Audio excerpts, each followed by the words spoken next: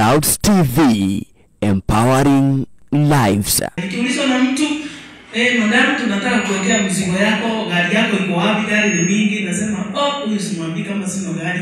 Ananiuliza gari yako, kumwambia kimeletwa na pikipiki. Sasa mwambia sababu yeye ameona niko na gari na mimi sina. Nasema sitajianguza mtihani. Naweka uongo hapo. Nafikiri hiyo ni wakati huo siku nimeokoka, lakini kuna uongo ya kujinasua. Si ndio? Namwambia niko na yangu, lakini kwa katikati ya hizi hakuna haja upite katikati hii kwa hizi zingine. Wewe weka mzigo hapa nitapeleka sababu sijamaliza kufanya shopping. Kumbe sina gari. Lakini nikimwambia ni gari, namwambia yangu inaitwa hivi na hivi na ni namba hii. Niko huko na hata hakuna kitu kama hiyo. Hata sijui kama kuna namba kama hiyo, lakini nilikuja na nikaipata. Amen. Yaani kulikuwa naona mpaka namba plate. Nasema tu sijui kama kuna namba plate kama hiyo. Na ukaipata. Najua tu huyo mtu hawezi kama yeye mwenyewe ana gari na mimi sina, hawezi kuja kushinda kutafutia hiyo namba. So na magari yangu ni 002. Akanifuatilia.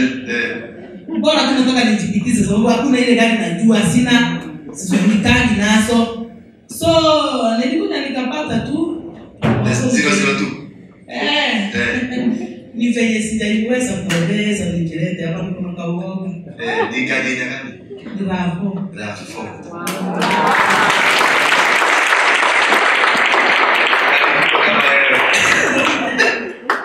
Sasa tupatie kwanza. Uliletwa na mama mzee. Na mama alinileta mzee hivi. Tuseme si mzee sana. Na ni mama ambaye alikuwa ni mzuri sana sababu nilikuwa nikijaribu kuleta kichwa kidogo, nikiongea makupe kidogo, ananirekebisha kwa ukali, na mimi kwa sababu ya kupea heshima ananikomandi na tulia, naanza kumwambia nataka kwenda mahali aondoke ndio nianze matusi yangu. Lakini yeye anjui kwa nini namfukuza. Sasa akanikamata siku moja, akaniambia kuna mahali anataka tukuje tukatembee. Kuniambia ni kanisa. Mimi sikuwa naenda kanisa, mimi sikuwa na kazi ya kanisani mimi. Hii kanisa yangu ilikuwa matusi na kufunga watu. Lakini sikuchapi mbali na kutusi. Kutusi tu, musikie vizuri umetusi. Na nikikutusi nasikia vizuri sababu nikikosa kutusiana siku mbili nasikia kiu. Kwa hivyo wale watu wenye wanakunywa pombe ama kuna kitu wamezoea, akikosa hiyo kitu inakuwa kama ugonjwa. Amen. So mimi ningekosa mtu ya kutusi siku mbili. Mimi nasikia hapana, na mimi kuna kitu nimekosa. Na kutaimia kama ni kwa barabara na kudanganya, nilikuwa nauzanga maji na kuambia unakuja na kujua nitakuteka hapa, unakwambia chota hiyo maji wewe peleka nyingine na kuangalia. Sitakuangalia, nataka imwagike nikutusi. Kimwagika na kuibua na kutusi, na kama urundisi unitusi, hata ukinitusi siumu. Nataka tu wewe kwanza ukinitusi ndio nafurahia, nasikia vizuri. Uongezee. Ndio naongeza kwanza, nasikia vizuri. Na siumu, sikasiriki, na sisikii ile unanitusi ukitaka yote, yani yote imetosana. Na kufuata kwako na kutusi mpaka uongee kitu kidogo hivi nitusi, unarudi tu, mimi sina shida na wewe. Serikali ya shida. Kwa hivyo wakati mama alisikia hiyo mastori kwa ananiambia, mimi nakujua kabisa. Alikuja kama anakuja kutafuta shamba, yani mahali pa kukomboa aweke kanisa. Kumbe amesikia ripoti yangu vile na tusiananga. Akaniambia nikamwambia wewe umenijua, nani alikutuma hapa?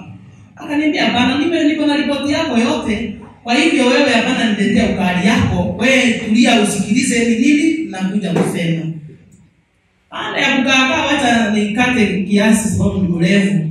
Aliniambia twende tukatembee mahali nipeleke mahali. Alikomboa shamba. Alikomboa shamba kwangu. Sasa alikuwa ananiambia, unajua hii mali ni ya Mungu na wewe ni wa Mungu na mimi nafanya kazi ya Mungu. So nikasema kwa hivyo anasema sasa nikimuitisha pesa alikomboa kwangu kiwanja na akaweka tenti ya kanisa. So alikuwa ananifuta sana niingie kwa ile kanisa, na mimi sitaki maneno yake, siendi hapo. Najua sasa tukihusiana business na urafiki haitameki. So there is no friendship in the business. Hapo nilikuwa naanza na mimi niko mang'aa pande hiyo. Sasa akiniita kuja usalimie watu yangu, mimi namwambia siingie kanisani. Mimi na ujue nikikuja na kuaibisha sababu mimi sitaweza kuongea na wao. So mimi nitasalimiana kivyangu. Ananiambia wewe kuja, naenda nawaambia hoya, habari zenu, na natoka. Kwa hivyo before aanze kuuliza, kabla aanze kuuliza huyo ni nani, mimi nimeshatoka. Unaona? So walikuwa wanaambia kwa huyu ndio mwenye hapa. Wanasema na ni mkali huyu kama wazimu. Sinasikia wakiongea hivyo nikiwa huko nje ya tent. Lakini sasa kafika wakati alibi, nikakuja kwa huyu apostle wetu. Akanileta yeye. Akaniambia twende umpeleke mahali tembee. Akaniambia kanisani. Nikakuja kuingia kanisa. Nikasema mbona hakuniambia? Nikamwekea vita. Ukienda naenda nikimlipua huko kwa barabara. Nikatulia, nikasikiliza, nikasema kumbe kweli mimi nikasikia inaniingia. So siku mtusi nilinyamaza. Lakini nikamsema kwa nini wewe unaona kama siwezi ipenda kuingia kwenda kanisani? Akasema nilijua hiyo mang'aa yako. Huyo ndiye atawezana na wewe. Nikamuuliza kwani anafunza watu kwa lazima? Akasema hapana, nilijua tu huyo ndiye atawezana na hiyo kichwa yako. Na kwani aliwezana naye sababu aliweza. Akaniambia kwa wewe ndio umetoa hii gari. Mimi nikamwambia wewe acha kwanza nijue kama nitanunua alafu ndio tuongee. Nikatoka. Hivyo si wakati nilikuja akaniambia nitajenga nyumba ya ghorofa alafu nikuletee, nikakuelezea venye ananiambia, ukaniambia Mungu anasema utajenga ghorofa na shamba yako atakurudishia, kwa sababu alikuwa ameanza ujanja kidogo. Hataki kulipa na hataka kukana na niogopa za Mungu. So mimi Mungu nilikuwa namheshimu hata kama nilikuwa nakuhusiana. So ukitaja hivyo naogopa, kinasema nilikuwa nasimama na kitu moja. Nasema na si anasema kufuata haki yako na utapata. Na mnapotumwa mahali mwanatuma mkabariki, bali si kufinyilia. Nilikuwa namwambia hivyo. Kwani walitumwa hapo nifinyilie? Sasa ananiambia wewe usiletee mambo yako. Wewe ujue mimi nimeletwa hapa na Mungu nikukomboe. So alikuwa amekaa na hiyo ujanja. Na mimi naogopa kumtisa pesa na yeye alipi. Wakati nilielezea huyu aliniambia kuja hapa, nikakuja, yani akaniombea, at least akaniambia ataachilia hiyo shamba. Aliacha yeye mwenyewe akaniambia mimi shamba yako sitaki. Wacha nitafutie nyingine ile kubwa kiasi kwa barabara. Nikasema Yesu ni Bwana. Akaniuliza na wakati ulienda kwa baba yako, kuna wakati amewahi kuhusu hii shamba? Nikajua hapo hapana, hata kama siku anajua. Nikamwambia hapana. Sikumwambia ndio sababu nilifikiria atafikiria kitu kingine.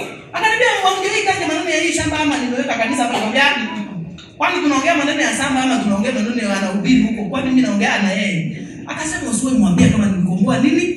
Kumbe amerealize kuna kitu imefanyika, lakini akaondoka kwa salama. Na mimi baada ya hiyo ndio akaniambia nitajenga ghorofa. Nikamwambia ningetaka kuja kwetu kwangu. Kwanza uone mahali naishi, ndio ukiniambia maneno ya ghorofa ujue. Akaniambia Mungu anasema hivyo. Akatoa hiyo ghorofa ongeza. Kwa kweli wakati akaniambia tuko mwezi wa 5, mwezi wa 8 utamwaga matiri. Nikasema huyu akijua pesa matiri inatoka wapi?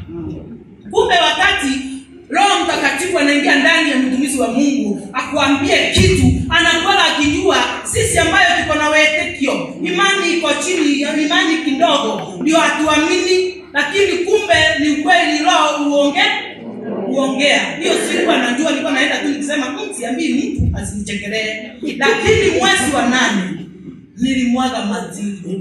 Baada nikachanganyikiwa. Nikawa sijui nifanye nini. Yaani kichwa inauma. Unaona? Nikakuja nikamwambia nimemwaga matiri unaniambia mwezi wa 8. Sasa nifanye nini? Akasema roho ya kuchanganyikiwa. Na nikaondoka kweli. Baada ya hiyo nilienda na nikaika mafundi na nikaendelea na sasa hizi kwa ghorofa na unaomba nikomboe.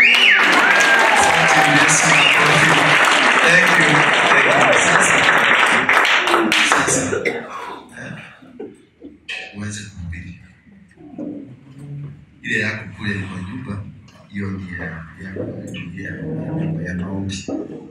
Na hiyo uendelee na ya maombi.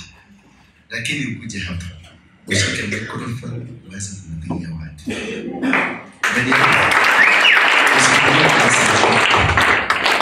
Lakini ufungue place ya maombi. Watu watakuwa wakikuja, wanakuja wanaomba lakini wanaenda. Lakini kanisa kukuja hapa ushike microphone, utakuwa ukihubiria hapa. Utawahubiria, wataokoka. Kisha Mungu atakusaidia, utakuwa. Ndio sasa uende kwa ile shamba yako, utakatia Mungu shamba, ujenge nyumba yake. Watu watakuja, itakuwa cheni nzuri. Umenisikia? So kutoka saa unafika hapa saa 12.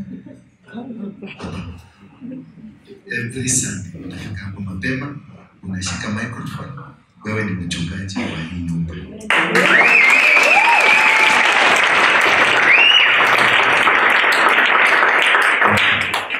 Sasa hiyo ndio tunaita kulea watoto.